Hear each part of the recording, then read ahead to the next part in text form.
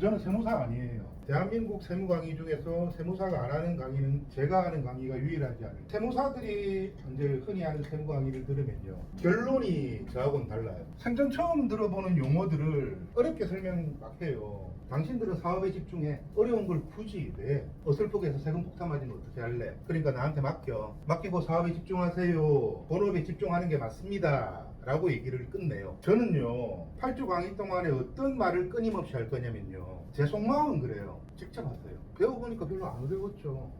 그냥 직접 해도 돼요. 직접 하세요라는 말을 끊임없이 할 건데, 사업을 하다 보면 바쁘죠. 그러니까 세금이 어렵다고 느끼기도 하지만 귀찮아요. 사실. 장부도 매일 적어야 되고.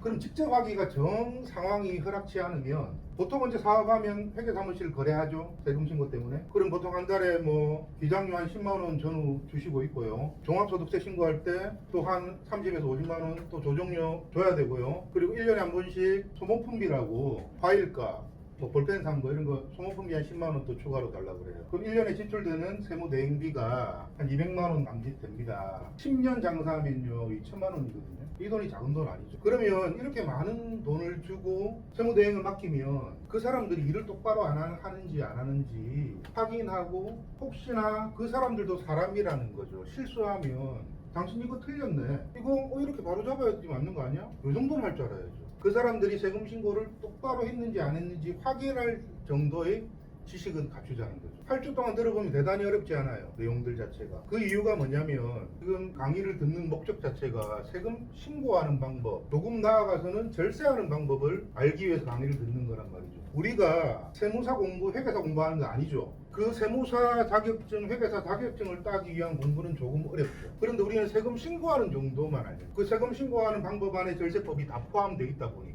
제 강의는 그래요. 강의 열심히 들으시고 또 이런 좋은 책 좀 사서 정독해 보시고 직접 하시라는 거예요. 결론이 달라요. 그거를 좀 염두에 두시고 강의를 이제 같이 좀 하면 좋겠는데, 이런 거예요. 제 강의는 이해만 하시면 됩니다. 필기 안 하셔도 돼요. 강의 때 이제 핵심 내용은 제가 오픈 채팅방에 그 링크를 걸어 드립니다. 강의 마치면. 그러면 강의만 이해되면 그 요약 내용이 자기께 돼요. 조금 더 디테일하게 알고 싶다 그러면 책 사보는 거예요. 네. 오늘 얼마 팔았네가 아니고 얼마 벌었네. 얼마 벌었네가 좋습니다. 우리가 창업을 하고 사업을 하는 목적 자체가 돈을 벌기 위해서예요. 매출을 극대화시키기 위해서가 아닙니다. 얼마 벌었네가 중요한 거지 얼마 팔았네가 중요한 건 아니에요. 세무 강의에 왜 이런 얘기를 하냐면 세금도 같다는 거죠. 세금을 구하는 공식은 아주 간단합니다. 메모 안 하셔도 돼요. 세금을 구하는 공식은 딱 이 공식이에요. 번 돈에서 벌기 위해 쓴 돈을 떼면 세금이 나오죠. 번 돈이 있을 거고요. 매출 얼마 팔았네. 팔기 위해서 얼마를 써야 될 거잖아. 맞죠? 그러면 이익이 발생하는 거죠. 이익에 대한 부분을 세금으로 내는 거예요. 세금도. 부가가치세 얘기를 잠깐 드리면, 이 부가가치세에서도 되게 잘못 알고 있는 부분들 되게 많아요. 부가세 하면 제일 먼저 떠오르는 게 10%. 어느 누가 가르쳐 주지도 않았는데 그냥 부가세 하면 머릿속에 10%가 딱 떠올라. 제가 질문 하나 드릴게요. 아이스 아메리카노가 예를 들어서 4,400원. 이 커피숍 사장님이 아이스 아메리카노 4,400원을 한 잔 팔기 위해서 들어간 재료비가 2,200원이 들었다고 가정을 합시다. 4,400원짜리 커피에 들어간 재료비는 2,200원이에요. 그럼 이 커피 한 잔의 부가세가 얼마인지 아시는 분? 400원? 440원 나왔고요. 220원. 4,400원 아이스 아메리카노 재료비가 2,200원 들어갔다고 가정을 했어요. 한 잔의 부가세. 제가 지금 왜 물어보냐면 책을 한 권 선물 드리고 싶어요. 여기 정답이 없어. 명 아래에 있는 것 중에 일단 3명이 제일 많아요. 1,000명 중에 5명. 그러면 커피 한 잔에 부가세를 계산할 수 있으면 상위 0.1%에 드는 거예요. 나의 세무상식은 상위 0.1%인 거예요. 상위 1%만 해도 굉장히 대단한 건데 상위 0.1%잖아. 오늘 이제 첫 회잖아요. 상위 0.1%에 만들어 놓고 공식은 뭐 외울 필요도 거의 없죠. 제일 많이 나오는 답 중에 하나가 요거예요. 요거 답을 얘기하시는 분은 제가 개인적으로 봤을 때 굉장히 위험하시. 또 위험한 분들이 요 두 대답이 제일 많이 나와요. 220원, 440원. 거의 대부분이 220원 얘기하고 440원도 아주 많이 답하고. 440원은 왜 말했을까? 10%잖아요. 맞죠? 요거 10%라면 440원. 그런데 이 공식을 알아. 여기서 요걸 빼니까 2,200원인데 부가세는 10%라는 건 또 알고 있거든. 그러니까 요 대답이 나왔죠. 부가세를 계산하기 위해서 반드시 알아야 될 조건이 있습니다. 첫 번째, 한글 모르면 부가세 계산할 줄 몰라요. 두 번째, 사칙 연산을 할 줄. 계산기 두드려도 됩니다. 퍼센트에 대한 개념이나 분수에 대한 개념만 알고 있다면 완벽하죠. 퍼센트 분수에 대한 개념만 확실히 인지하고 있으면 부가세는 암산으로 할. 부가세 계산하는 걸 제가 가르쳐 드릴게요. 하나도 안 어렵습니다. 일단 메모 안 하셔도 돼요. 동일한 공식인데 용어만 바뀌었어요. 용어만 이렇게 바뀌었어요. 이렇게. 부가세는 하도 많이 들어가지고 대충 많이 친숙해요. 용어가 나하고 낯설지 않죠. 근데 얘 되게 낯설어. 얘도 낯설어. 매출세액이란 말 들어보신 분 계세요? 이 단어는요, 부가가치세를 직접 신고하지 않으면 평생 안 들을 소리예요. 갑자기 매출세액이 이렇게 나오는 거예요. 세무 공부를 하면 매입세액이란 용어가 나오고. 용어가 어려운 거예요. 용어가. 왜? 평생 내가 안 들었던 용어니까. 이런 책을 보면요, 용어가 낯설다 보니까 어렵게 느껴지는 거예요. 지금은 되게 어색한 용어가 우리가 한 4회차 강의 정도 되면 이 공식 그냥 암산으로 외우고 있어요. 어려운 게 아니고 낯선 거다. 그러면 부가세를 구하기 위해서는 얘를 알아야 돼. 얘도 알아야 돼. 그러면 간단하죠. 빼면 되니까. 그럼 이제 얘를 한번 알아볼게요. 매출세액이 과연 뭐 하는 놈인지. 매출은 많이 들어갔잖아. 커피를 4,400원에 커피숍에서 팔았어요. 매출이 얼마죠? 4,400원, 그게 매출이죠. 매출은 우리가 알고 있어요. 그러면 매입도 알겠네요. 매출을 알면 매입이라는 말도 알게 되는 거 아닌가? 재료비, 요게 매입 금액이죠. 요거는 매출이고, 요거는 매입이고. 그런데 매출세액이라는 용어가 튀어나왔죠. 얘를 알기 위해서는 낯선 용어 하나를 더 알아야 돼요. 매출액을 알아야 돼요. 요 공식 하나만 알면 됩니다. 매출은 매출액 더하기 매출세액으로 구성된다. 근데 나는 매출을 알고 있어. 그러면 매출세액을 구할 수 있을까요? 없을까요? 매출은 4,400원이었죠. 얘와 얘의 관계는 드디어 10%가 등장합니다. 이 금액의 10%예요. 매출의 10%가 아닙니다. 매출액의 10%가 매출세액이에요. 여기서 아무도 안 가르쳐 주니까 매출의 10%인지 아는 거야. 10% 부가세는 10%다 10%다 하니까 그 기준이 매출이 아니고 매출액이라는 거예요. 매출의 10%가 아니고 매출액의 10%가 매출세액입니다. 4,000원에 10%면 400원 더하니까 4,400원 맞나요? 그러면 아이스 아메리카노 4,400원의 매출세액은 얼마죠? 400원 400원 맞죠? 이 공식이 대단히 어려운 공식이 아니죠. 매출은 매출액 더하기 매출세액. 이 공식을 알면요, 저절로 외워지는 공식이 하나 있죠. 추를 입으로 바꿀까요? 매입은 매입액 더하기 매입세액이란 공식이 저절로 외워지죠. 2,200원은 어떻게 풀어지죠? 매입세액을 구하기 위해서. 아이스 아메리카노 한 잔의 매입세액은 얼마죠? 200원. 그러면 아이스 아메리카노 한 잔의 부가세는 얼마죠? 200원. 됐죠. 이게 다예요. 부가세 계산은 이게 답니다. 공식 하나만 외우죠. 부가세는 매출세액 빼기 매입세액이다. 매출세액은 매출의 10%가 아니고 매출액의 10%구나. 그래서 4,400원의 매출세액은 400원이구나. 매입세액은 200원이구나. 공식에 대입하니까 아이스 아메리카노 한 잔의 부가세는 200원이다. 이게 부가세 계산의 모든 것이. 별로 어려운 내용이 없었죠. 이게 단데 왜 맡기죠? 이게 단데 왜 회계사무실한테 1년에 200만 원씩 주고 맡기죠? 이 커피숍이 장사가 너무 안 돼. 하루에 손님이 저만 와. 그래서 맨날 아이스 아메리카노 한 잔만 사 먹어요. 그럼 하루 부가세는 얼마죠? 200원. 손님이 저만 와. 저만 오고 맨날 한 잔만 밖에 안 먹어. 한 달 부가세는 얼마죠? 6,000원. 부가세 6개월마다 한 번씩 신고하거든요. 6개월 부가세는 얼마죠? 36,000원. 그거를 신고하고 납부하면 돼. 그게 부가세 신고 납부예요. 근데 내 같은 손님이 10명 왔어. 그럼 6개월 부가세가 얼마예요? 36만 원. 그게 단데. 이 책 한 권 이거 서점 가면 14,000원이면 사요. 그럼 디테일하게 설명돼 있죠. 하는 말씀만 부가세 신고가 나. 그러니까 이 책 제목이 그렇잖아요. 셀프 신고잖아. 저는 이 제목은 너무 넣고 싶어. 맡기지 말고 직접 하죠. 모르고 맡기는 거하고 알고 부리는 거하고는 차이가 큽니다. 중국집 사장이 주방에 대해서 전혀 몰라. 그래 주방장을 한 350만 원 급여를 주고 채용하고 쓰고 있어요. 중국집 사장이 주방장을 마음대로 잘 부려요. 모르면 질질 끌리다니잖아요. 그래 월급 계속 올려줄 거야. 그런데 내가 주방에 대해서 조금 아니까 얘가 아무리 10년 된 베테랑이지만 내 눈엔 잘못하고 있는 게 보이죠. 요리는 그 사람이 더 잘할 수도 있다 이거야. 근데 나는 얘가 잘하고 잘못하는 거 정도 판별할 수 있는 거는 나도 안다 이거. 이게 중요한 거예요. 세금도 세무대리인을 쓰는 거는 저는 뭐라고 안 해요. 모르고 맡기는 거 하지 마라. 알고 부려라. 그게 맞는 말 아닌가요? 돈 주고 사람을 고용했으면 얘가 실수하는지 안 하는지 검증해봐야지. 그리고 실수하면 바로 잡아야지.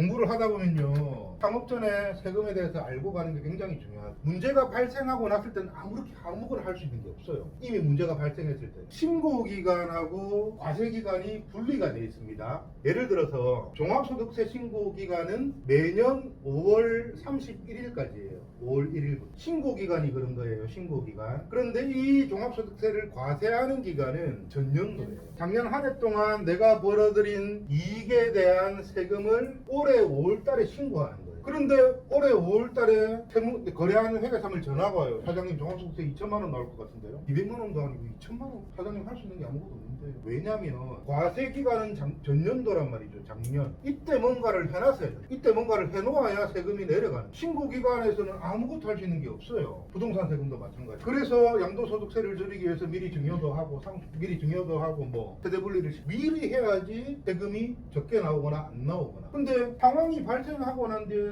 할 수 있는 게 없어요. 유일하게 할 수 있는 게 세금 많이 내는 거. 그래서 미리 알고 대비해야 된다. 그래서 창업 전에 세금 공부를 꼭 해야 된다. 그런 얘기들을 제가 지금 사업을 하고 계시는 분들을 가장 가까운 세금이 뭐죠? 이제 7월달에 부가가치세 신고를 합니다. 그럼 일반 과세자예요. 아니면 일반 과세 전환 통지를 받아. 전환 통지를 받을 확률도 있죠.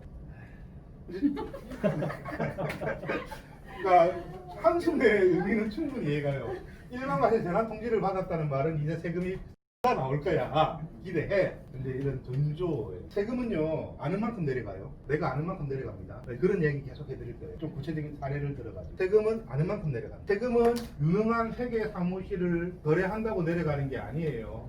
그 이야기 이제 해드릴 거예요. 제가 블로그 링크를 걸어드린 게 회계사무실의 이제 일정에 관한 거. 회계사무실 구조를 좀 알자는 거지. 사업자 등록을 딱 내고 회계사무실 가요. 왜냐하면 세금 신고에 대한 세금 폭탄 이런 말들은 또 트라우마처럼 우리 가슴 속에 머릿속에 남아있기 때문에 그냥 회계사무실 가는 거예요. 뭔가를 대행을 맡게 될 것 같아서. 근데 회계사무실 가서 딱 앉아있는데 세무사도 안 와. 사무장이 와요. 사무장이 와가지고 계약서 들이밀고 그럼 얘가 초보인지 아닌지 바로 판가름 나죠. 바로 판가름 나는 거예요. 얘 세무에 대해서 아무것도 모르구나. 아무것도 모른다는 말은 따질 수가 없다는 거예요. 그럴 때 유용한 멘트들이 있죠. 사무장이세요? 나 세금에 대해서 아무것도 몰라. 이런 멘트만 써도 아, 이 사람이 이쪽 관리를 좀 알구나. 그럼 좀 관심 있게 보겠죠. 회계사무실은 보통 거래처를 등급을 분류합니다. A, B, C, D 이렇게. 한 달에 10만 원 정도 기장료를 지불하는 업체들. 주위에 흔히 보이는 식당, 미용실 다 거의 한 달에 한 10만 원에 전후 줘요. 그런 업종들은 몇 등급 거래처로 분류가 될까요? C예요, C. 걔들도 A급 거래처가 있어요. 일단 C급 거래처가 예를 들어 진상짓을 해요. 야, 안에 세금이 왜 이렇게 많이 나왔어? 전화 걸어가지고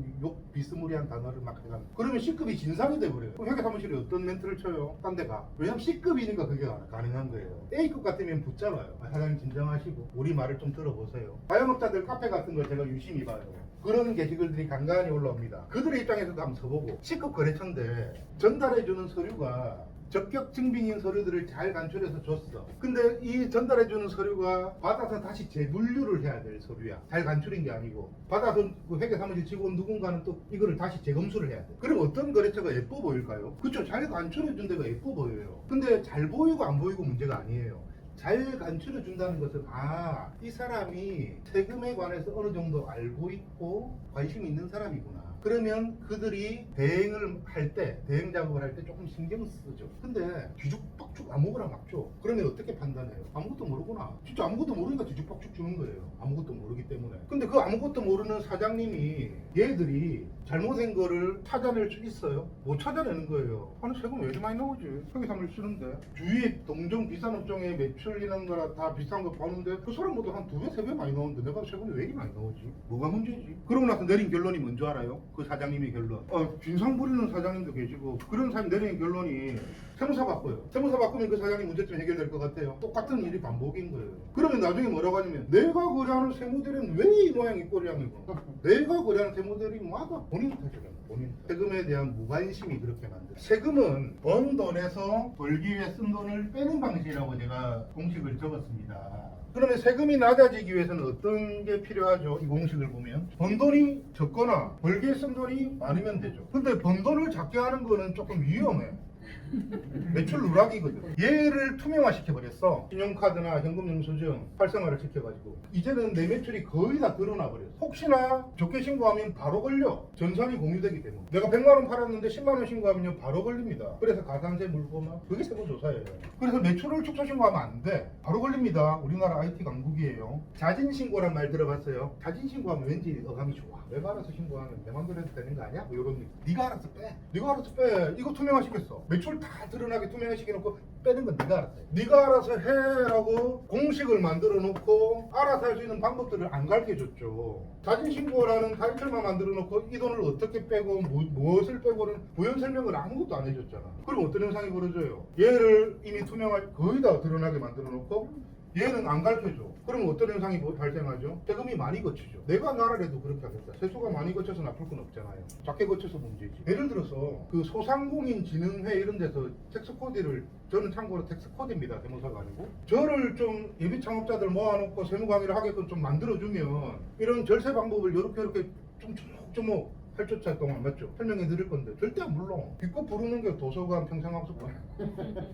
네. 근데 이것도 천만다행인 거예요. 전파해 주실 거니까. 알고 버려라. 모르고 맡기지 말고 알고 버려. 그게 절세야. 전파해. 제2, 제3의 텍스 코디들이 계속 나가서 그래야 문화가 바뀌는 거예요. 그래서 국가는 자진 신고라는 멋진 타이틀을 만들어 놓았지만 절세하고는 거리가 멀다. 개강인 이해하시면 됩니다.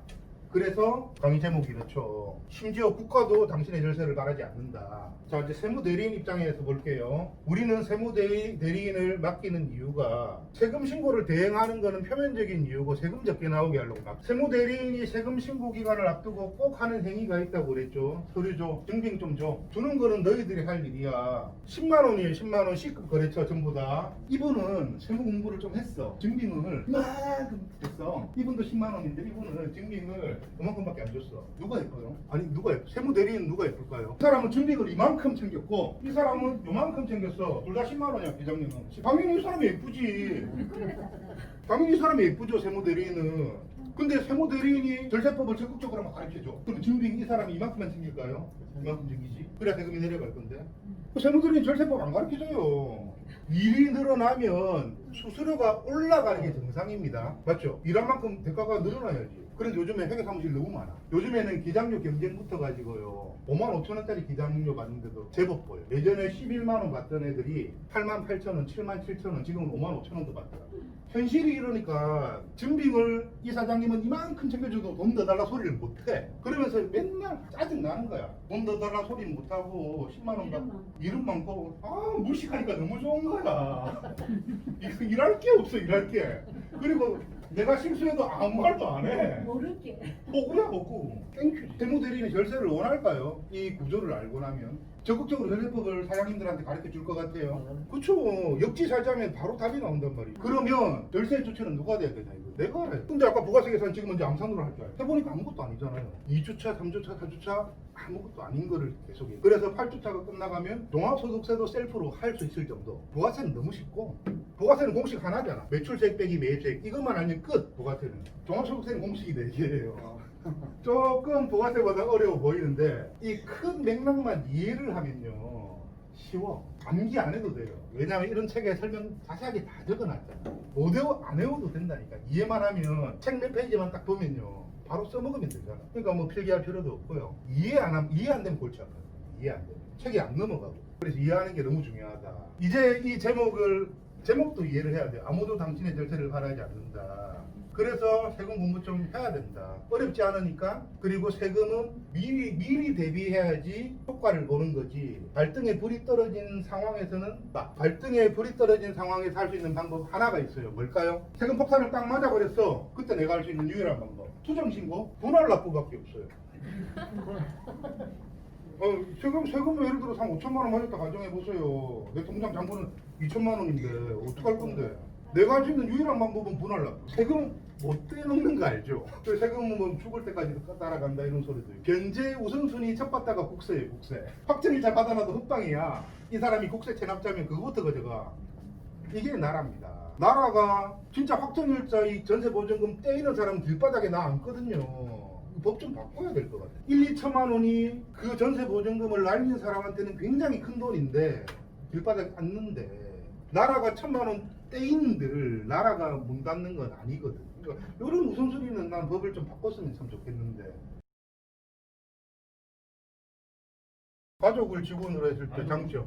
세상 모든 일은요, 장점이 있으면 단점이 있어요. 절대적으로 좋은 일만 있는 건 없어요. 마찬가지입니다. 가족을 직원으로 등록하면 장점도 있어요. 단점도 있어요. 그러면 과연 나는 어떤 걸 선택하느냐? 보통 사람들이 선택의 상황에 놓이면 본인에게 유리한 걸 선택하죠. 저는 이제 선택 그렇게 안 합니다. 선택해야 될 상황에 놓이면 내가 포기하는 걸 감당할 수 있을까만 고민해요. 그렇게 하니까 훨씬 선택이 추후에 시간이 흘러서 잘했다는 느낌이. 그러니까 선택할 상황이 생기면요, 유리한 걸 찾지 마시고 포기하는 부분을 내가 과연 감당할 수 있을까만 고민하면 다른 선택을 하게 돼요. 그 가족을 직원 등록하는 게 이로울 수도 있고 괴로울 수도 있고. 근데 첫 번째 선행돼야 될 거는 왜 내가 가족을 직원 왜라는 질문을 던지. 남들이 하라고 해서는 이유가 안 될 것 같아. 왜 내가 가족을 직원으로 등록해야 되지? 그런 얘기를 가족은 인건비 관련한 직원 등록, 인건비 관련한 내용은 강의가 조금 빠르게 진행하면 한 5주차 때. 그렇죠. 빼지는 게니까 제가 얘기했잖아요. 좋은 게 있으면 나쁜 게 있는 거야. 근데 뭐가 더 유리하냐 이거지. 이 정도는 판단하고 해야지. 옆집 사장이 이렇게 하니까 나도 이렇게 해야지는 절대 아니라는 거예요. 이 사장의 상황과 나의 상황은 다르다는 거예요. 세금은요, 철저하게 나의 상황에 따른 답은 천차만별일 수도 있어요. 그래서 인터넷 검색을 해요. 모르는 게. 답이 다. 누구는 A로 가라, 누구는 B로 가라, 누구는 C로 가라, 누구는 D로 가라 하는데 이 답을 말해준 사람이 거짓말장이는 아무도 없어요. 그런데 이 답을 해주는 사람이 좀 개인적으로 안타까운 게 이런 상황이면 A로 가세요. 이런 상황이면 B로 가세요. 이 상황이라는 걸 빼버렸어. 그리고 질문자도 내가 이런 상황인데 나는 어느 일로 가야 될까요? 이게 중요합니다. 세금은 어떤 세금이든 부가가치세든 종합소득세든 양도소득 어떤 세금이든지 나의 상황에 맞는 답은 정해져 있는데 객관적인 답을 요구하면 안 돼. 그러면 우리 같은 사람은 원칙적인 답만 줘요. 1+1은 2입니다 라고 대다수 세무책들을 조금 오버하는데 괜찮아요. 한 5분 정도만. 중요한 말이 돼서 대부분의 세무책들은요, 창업 초창기 때 고정 비용이 많이 발생하면, 예를 들어 인테리어비도 많이 한 몇천만 원 고정 비용이 발생하면 일반 과세 사업자로 등록을 하세요라고 세무책에 적어놨어요. 그게 맞는 사람도 분명히 있어요. 제가 세무 강의 때 한 4주차 때 그런 설명 이제 좀 디테일하게 해드릴 건데 거의 모든 세무책들은 그 말이 적혀져 있어요. 고정 비용이 많이 발생하면 일반 과세 사업자로 등록을 해라. 제 책에는 그 말이 없어요. 아닌 사람도 많고요. 저는 반대로 간이 과세 사업자로 시작을 해라고. 들어간 고정 비용에 상관없이 간이가서라는 게 유리하다. 그 얘기도 제가 2주차나 3주차 때 설명드릴 거고요. 방금 이제 어떤 인건비 관련 부분은 5주차 정도 때가 계속 보세요. 네, 계속 보시면 한 5주차 때나 저 얘기도 강의 과정 중에 들어있어요. 인건비 처리는 또 어떻게 할까 이런 내용도. 일단 오늘 한 5분 정도가 있는데 고생 많으셨고요. 네, 다음 주에 또 건강한 모습으로 뵙겠습니다. 감사합니다.